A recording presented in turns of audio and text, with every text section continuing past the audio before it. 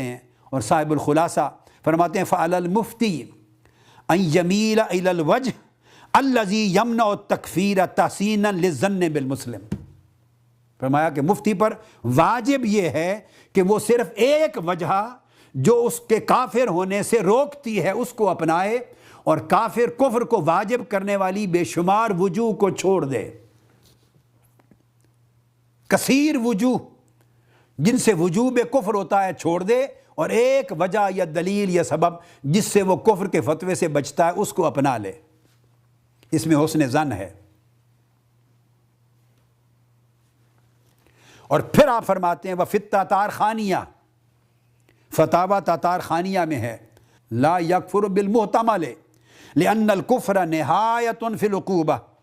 فیستدعی نہایۃ فی الجنایہ ومع الاحتمال لا نہایہ۔ فرماتے ہیں کہ اگر کوئی کلام کسی کا یا قول ایسا ہو جس میں کئی معنی کا احتمال ہو، کلام محتمل ہو، کئی معنی کا احتمال ہو، تو فتاوی تاتارخانیہ میں ہے کہ اس صورت میں لا یکفر، وہ شخص کافر نہیں ہوگا جس میں اس نے ایسا قول کہا کہ کئی معنی کا، کفر کا احتمال بھی ہو سکتا ہے اور کفر کا نہیں بھی ہو سکتا، احتمالات ہو سکتے ہیں۔ تو فرمایا کہ وہ کافر نہیں ہوگا کیونکہ کفر سزا کی انتہا ہے۔ لأن الکفر نہایۃ فی العقوبہ، فرمایا اسلام میں سزا کی انتہا ہے کفر، چونکہ مسلمان تھا، کفر کیا تو مرتد ہو گیا اور انتہا قتل ہے، انتہائی سزا۔ فرمایا لہٰذا اس کی انتہائی سزا کے لیے اس کے جرم کا بھی انتہائی طریق پر ثابت ہو جانا لازم ہے،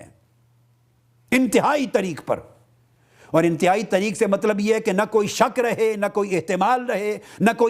کوئی اختلاف رہے، اور کلام محتمل نہ رہے۔ اور فرمایا کہ اگر احتمال آ جائے ومع الاحتمال لا نہایہ، اگر احتمال آ جائے، اب دیکھو نا یہ بحث کرتے ہیں جی وہ اس سے فلاں نے یہ کہا، فلاں نے یہ کہا، اس سے یہ پتہ چلتا ہے، دوسرا کہنے والا کہہ رہا ہے بھی اس سے یہ پتہ نہیں چلتا۔ اگر آپ 100 آدمیوں کے سامنے رکھ دیں اور 100 اہل علم ہوں، علمائی کے سامنے رکھ دیں اور سب سنجیدہ اہل علم ہوں، گلی کوچوں کے تماشا باز لوگ نہ ہوں، سنجیدہ اہل علم وہ کہا اساتذہ، ان کے سامنے رکھ دیں، 100 میں 50 ممکن ہے یہ کہیں گے کہ اس سے احتمال کفر کا پیدا ہوتا ہے، 50 کہیں گے ہرگز پیدا نہیں ہوتا۔ جب اتنا اختلاف آ جائے احتمال کی وجہ سے تو وہ کہتے ہیں کہ وہ ہرگز کافر نہیں ہوگا، اس کی تکفیر نہیں کر سکتی، جائز نہیں۔ یہ احناف کے ائمہ کی ساری آراء اور ان کے حوالہ جات دی ہے میں نے۔ اور پھر اسی طرح وہ کہتے ہیں آخر پہ جا کے کہ انہوں نے شاندار پوری بحث کو مکمل کر کے، پوری بحث کو وہ فرماتے ہیں کہ اس میں اختلاف ہے چونکہ اس مسئلے پر والذی تحرر انہ لا یفتیٰ بتکفیر مسلم، اینڈ پر جا کے فتویٰ اور مذہب بیان کرتے ہیں، مذہب امام ابن نجیم بھی اور صاحب الخلاصہ بھی اور صاحب امام خوارزمی بھی، صاحب الفتاوی الاصغر، تمام ائمہ فقہا، اینڈ پر ہر ایک نے اسی ایک عبارت کو فقہ کی ہر کتاب میں نقل کر دی، علامہ ابن عابدین شامی تک تمام نے عبارت نقل کر دی۔ وہ فرماتے ہیں کہ مذہب، خلاصہ مذہب یہ ہے کہ انہ لا یفتیٰ بتکفیر مسلم، کسی ایسے مسلمان کی تکفیر پر فتویٰ نہیں دیا جائے گا امکن حمل کلامہ علی محمل حسن، اگر اس کے کلام کو کفر کے غیر کے معنی پر، یعنی صحیح معنی پر جس سے کفر ثابت نہیں ہوتا، اس پر محمول کرنے کا امکان بھی اگر ہو تو وہ کافر نہیں ہوگا۔ باپ اندازہ کر لیں، میں وہ ابھی آپ کو وہ قول نہیں دکھاؤں گا، اس کے بعد میں گستاخی کیا ہے، گستاخی رسول براہ راست اس کی تعریف پر آؤں گا قاضی ایاز اور ائمہ سے۔ وہ جب پڑھ لیں گے تو پھر میں آؤں گا اس بندے کے قول کی طرف جس کا مسئلہ زیر بحث ہے کہ اس کے کہنے سے وہ شخص جسے مار دیا گیا وہ گستاخ رسول اور کافر و مرتد ہوا یا نہیں، پھر آپ کے سامنے رکھوں گا جب آپ ساری عبارات اور تصریحات کو پڑھ چکیں گے۔ ممکن ہے آپ کا ذہن ابھی بن رہا ہو، نہیں ابھی نہیں، میں ساری چیزیں آپ کو پڑھانے کے بعد انشاءاللہ دکھانے کے بعد بتاؤں گا۔ تو یہ ائمہ احناف کا قول ہے۔ آپ سوچئے یہ گلی کوچوں کو دین لے کے آ جانا کہاں کی شرافت اور دیانت ہے، کہاں کی غلامی رسول اور عشق رسول ہے۔ فرمایا امکن حمل کلامہ علی محمل حسن، اس شخص کے کفر کا فتویٰ نہیں دیا جائے گا، کہتے ہیں یہ مذہب ہے۔ آج کے بعد پھر یہ لوگ مذہب حنفی سے لا تعلقی کا اعلان کر دیں، خارج ہو جائیں مذہب سے، ان سارے ائمہ کو معاذ اللہ کافر قرار دے دیں۔ اگر ان میں غیرت دین نہیں تھی، ان ائمہ میں جن کے ذریعے فقہ، دین، ایمان، عقیدہ سب کچھ ہم تک پہنچا، ہم کیا ہیں، ہماری حیثیت کیا ہے؟ ہم ان کے جوڑوں کے صدقے آج علم کی باتیں کرتے پھرتے ہیں، ان کی دی ہوئی خیرات کی وجہ سے آج بولتے لکھتے پھرتے ہیں۔ دین تماشا نہیں ہے جو دل میں مرضی میں آئے، جو سیاست کہے، جو فیوچر پلاننگ ہو سیاست کی جو کہے تو شروع ہو جائیں۔ نہیں، فرماتے ہیں مذہب یہ ہے کہ اس کی تکفیر نہیں کی جائے گی، کس کی؟ اگر اس مسلمان کے کلام کو صحیح معنی سے مراد جو کفر پر معمول نہیں ہوتا، دوسرے معنی پر حمل محمول کرنے کا امکان بھی ہو جائے۔ خدا کا خوف کریں، کیا آپ اس محمول کرنے کی پوسیبلٹی کا بھی انکار کرتے؟ صرف امکان ہو جائے، امکان حمل کہ یہ معمول ہو سکتا ہے اس پر، تو فرمایا اس پر بھی پھر نہیں ہوگا۔ او کان فی کفری اختلاف، اگلی دلیل فرماتے ہیں یا اس کے کفر پر کہ یہ کافر ہوا یا نہیں، اس پر اہل علم میں اختلاف ہو جائے۔ اگر اختلاف ہو جائے تب بھی تکفیر نہیں ہوگی۔ ولو روایتاً ضعیفتاً،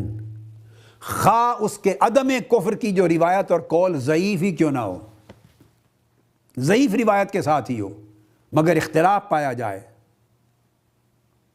تو وہ کہتے ہیں فعلی ھذا، آگے بڑے غور سے سنیے علماء کرام، فاکثر الفاظ التکفیر المذکورہ لا یفتیٰ بالتکفیر بہا۔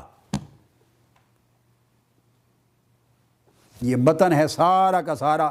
جو میں آپ کو پڑھ کے سنا رہا ہوں، آپ اٹھا کے گھروں میں دیکھیے، البحر الرائق، شرح کنز الدقائق، جلد 5 صفحہ 135، اور علاوہ اس کے پھر جامع الفصولین امام ابن القاضی ان کی، اور ان کی جلد 2 صفحہ 163، اس کی فصل ہے الثامن والثلاثون، فصل ہے فی مسائل الکلمات الکفریہ، کفریہ کلمات کے مسائل اور احکام پر فصل ہے کہ ایسے کلمات جنہیں لوگ سمجھتے ہیں کفریہ ہے، اس سے کافر ہو گیا، اس کے احکام کیا ہیں۔ یہ بحث ہی اسی پر آئی ہے، یعنی ایسے کو میں کھینچ طول کر کے نہیں آیا، یہ میرا طریقہ نہیں ہے زندگی بھر کا، معاذ اللہ کئیوں کے ہوتے ہوں گے، میں نے پوری زندگی میں یہ نہیں کیا کہ ایسے کئی اور بحث سے ہو تو اٹھا کے ادھر جڑ دیا اور وہاں کی بات لا تعلق کو ادھر جڑ دی، نہیں، انہوں نے فصل یہ قائم کیا کہ کلمات کفریہ بعض اوقات لوگوں سے صادر ہوتے ہیں تو اس پر حکم کیا ہوگا شریعت کا، یہ اسی بحث میں ساری چیز آئی ہے، اور اس پر امام طحاوی کا قول سب سے پہلے لائے ہیں، امام طحاوی کا، اور وہ کہتے ہیں کہ روت طحاوی و اصحاب انہ لا یخرج الرجل من الایمان الا جحود ما ادخلہ فیہ ثم ما یتیقن بانہ ردۃ یحکم بہا لہ وما یشک بانہ ردۃ لا یحکم بہا والاسلام ثابت لا یزول بشک۔